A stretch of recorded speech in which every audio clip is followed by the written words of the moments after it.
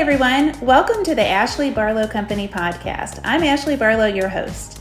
If you are a parent, a teacher, or someone who works at a school, or you're a community member, a volunteer, or a staff member at an organization that supports people with special education plans, a coach, a tutor, or even a grandparent, you're in the right place. Sit back with an ice cold glass of lemonade, put on your walking shoes and grab some headphones, roll down the windows and cruise. Ready, set, go. Educate, advocate, collaborate. Welcome back to Special Education Advocacy with Ashley Barlow. I'm Ashley Barlow, and I'm so happy you're here. Today I want to talk to you about inclusion again, and I want to do it within really narrow parameters of one particular Dear Colleague letter. So we're going to talk about inclusion, but first I want to explain to you what a Dear Colleague letter is. A Dear Colleague letter is something that the United States Department of Education has written, and it's something that is going to explain a particular law or a particular phrase or a practice, or basically what the Department of Ed thinks about a certain issue in special education. And what happens is that somebody has written the Department of Ed and said, hey, schools in my state are doing XYZ, and I thought they should be doing ABC. Can you make sense of that? Or there's this new law out, or this is the first time I've looked at an old law within the context of these particular facts in this particular case, or in this particular set of cases. And it doesn't make sense to me now that I look at it from this perspective, and so can you help me make sense of it? And see, the whole kind of crux of these Dear Colleague letters is that the law is not really ever black and white. You know, attorneys will joke and say if the law was black and white and there was always a right or wrong answer, attorneys wouldn't have jobs.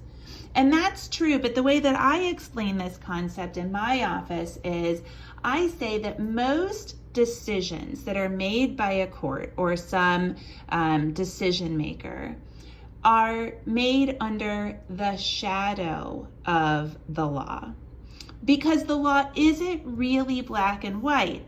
In fact, the law is based in most circumstances on what is reasonable.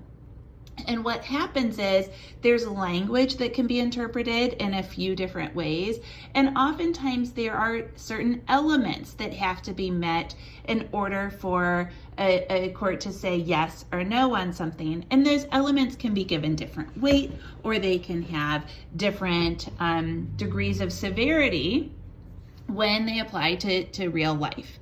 So an example that is not in the special education world is really easy to understand.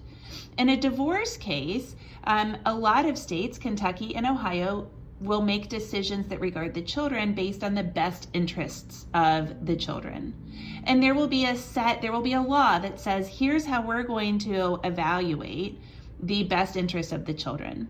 And the law might include, what the children want, what the parents want, the mental health of everybody that is included in the decision, the proximity of the parent's house to, if it's a housing decision, like where the child's going to primarily live, the proximity of the parent's house to the child's community, what's accessible in the child's community, et cetera, et cetera, et cetera. And so we might have a set of, who knows, 5 to 15 factors, depending on what your state is. And those factors might be weighed more significantly. So a question in a lot of states is, when we're talking about divorces, is, well, when can my child just decide who is going to parent them more, where they're going to live, right? When can my kid make the decision? And, a thing that I have to talk about a lot in divorce cases in Kentucky is, well, what happens is the court might give more weight to the child's decision once the child reaches a certain age or a certain level of maturity, or once a certain event happens for the child, then the child's opinion about where they live or who parents them more might become more applicable. So that particular element might get more weight. And that kind of helps to explain what the shadow of the law is, because is a court going to listen to a 3-year-old that says, I want to live with my mommy? No. Is the court going to listen to a 15-year-old that says, I think I'd prefer to live with my mom because, and then there's this articulated list of reasons? Well, that sounds a little bit more like something that a court would listen to. And again, I don't know what the law is in your state on divorces. That is simply an example where I like to explain what the shadow of the law is. So back to these Dear Colleague letters. The court, or the United States Department of Education will issue these Dear Colleague letters to help tease out certain issues in special education. They are not binding. That means that if the Department of Ed has issued a Dear Colleague letter, a court does not have to follow it. A court does not have to enforce a statement that is in a Dear Colleague letter. However, they are particularly helpful in many parts of advocacy, including in the court, in any kind of court proceeding. But what I want to talk to you about specifically today is one that was issued on March 7th of 2011, and it is called Letter to Autin, A-U-T-I-N. And I'll put a link to the letter on my website so that you can pull it up. Letter to Autin addresses least restrictive environment, placement decisions, inclusion. And what happened in Letter to Autin was Autin is a lady named Diana Autin, and she was and may still be, the executive co-director of the statewide parent advocacy network in Newark, New Jersey.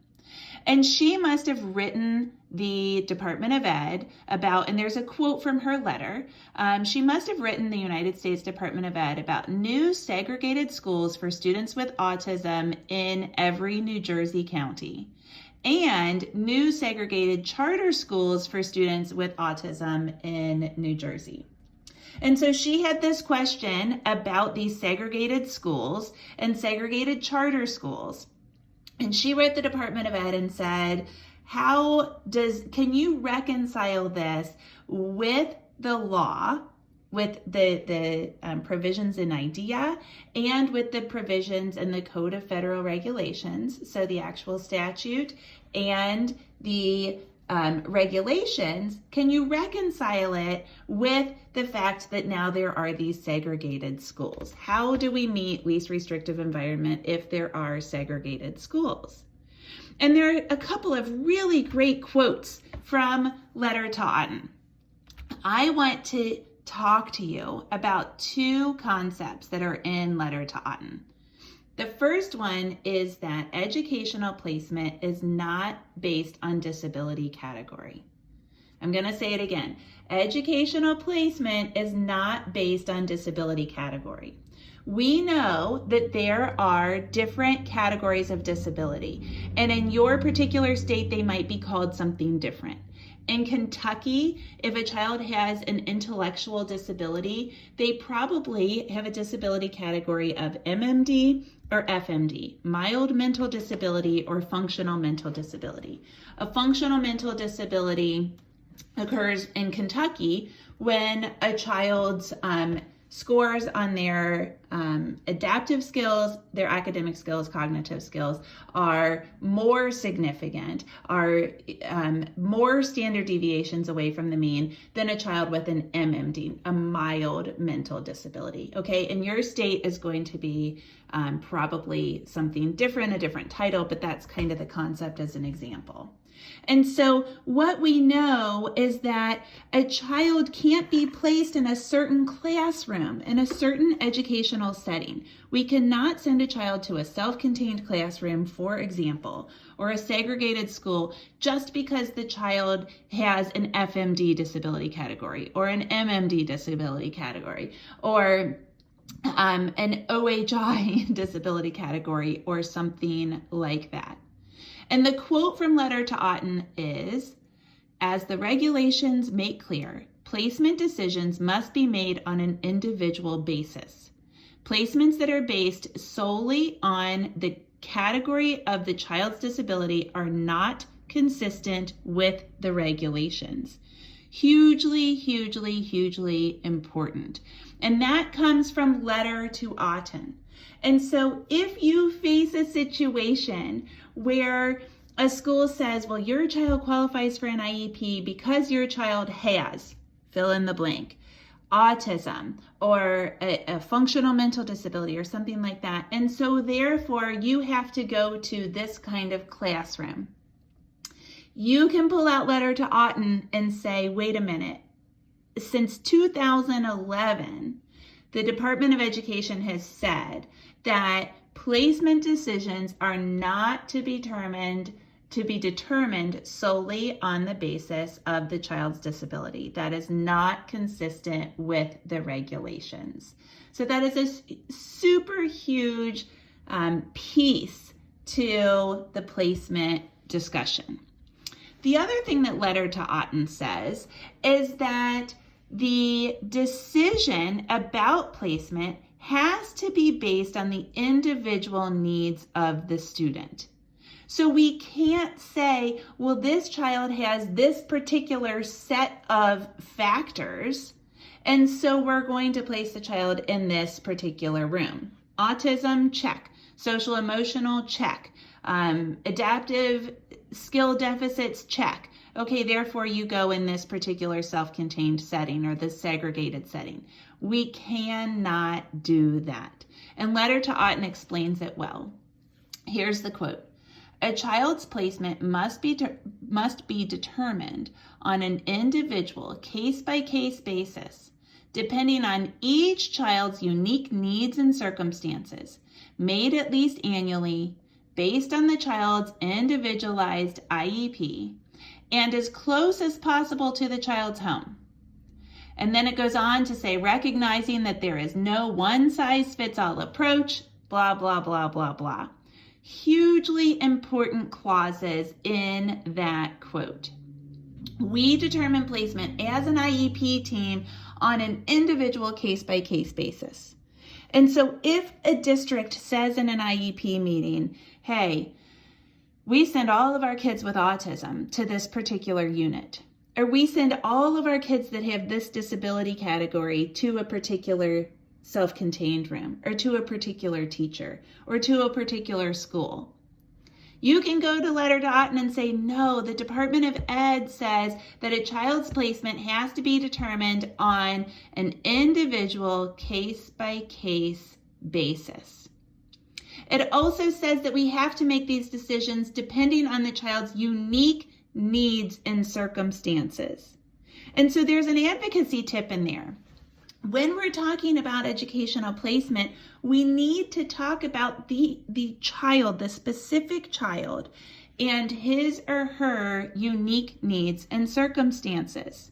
So think about what is unique to a particular child if you are arguing for inclusion, for a less restrictive environment, and think about what the inclusive environment provides that the more restrictive environment does not provide. Does the child do really well with better language models? Does the child do really well with different behavioral models? Does the child need interaction with their typical peers, with their peers that have less significant needs? And give very, very independent and child-specific reasons for that. You know, I've probably said it on a podcast episode before, but we had our big inclusion discussion with our district, and maybe it's the first of many, but the only one to date, when my child was going into kindergarten. And something that I so wished I had done was I wished that I had spent the second half of his preschool day in a private preschool where he could have gotten an inclusive environment and he could have made progress. Because my little boy, Jack, went to preschool in our public school district, and that was a whole nother decision-making process.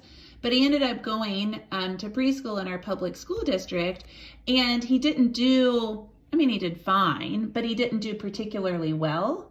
And so the district didn't see how well he could have done if he was in an inclusive environment. We now know in retrospect, he's in 4th grade, that he does great in an inclusive environment.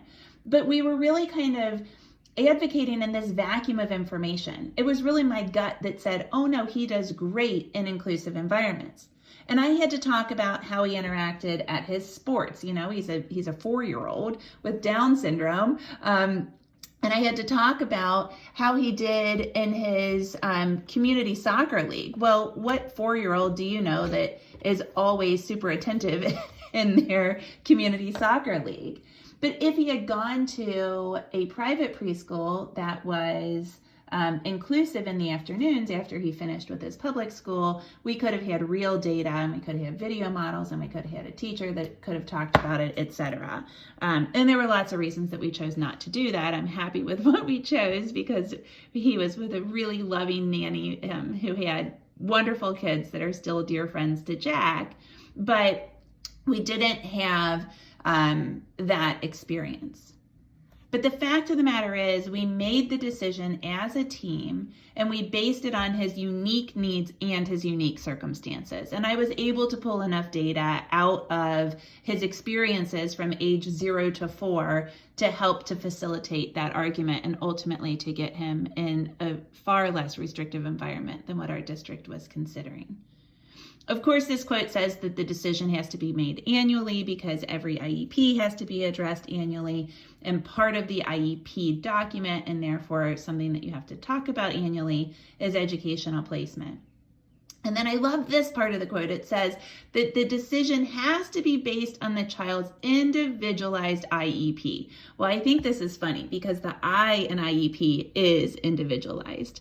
But in the quote, it says it is based on the child's individualized IEP in order to kind of put more emphasis on the fact that an IEP is to be individualized. So yes, it's redundant, but it is so importantly redundant that if I'm quoting Letter to Autin in an IEP meeting, I'm always going to bring up the fact that the DOE did something that maybe was not good from a grammatical or a semantics perspective if you follow Strunk and White, but it's really an important piece of the language there. And then we also have the quote here in Letter to Autin that the child's placement has to be as close as possible to the child's home. And so we can use that when we're talking about the home school decision that an IEP team has to meet. In other words, the child has to be educated in the school that the child would be educated in if the child did not have a disability to the maximum extent practicable. And then I love this last little piece of that particular quote from Letter to Autin. There's no one-size-fits-all approach. So going back to the individual case-by-case basis, far too often I see that schools will say, well, all of our kids with autism go over here, or all of our kids with this disability category go over here. No. There is no one-size-fits-all approach. The Department of Education has been saying this for years. In fact, let me pull out Letter to Autin, which was written over 10 years ago now, and let me read you this quote. And that's how I would approach that if I were at an IEP meeting. So Letter to Autin is a really, really particularly good Dear Colleague letter that the United States Department of Education wrote back in 2011 that I still use at least a few times a year in my inclusion discussions.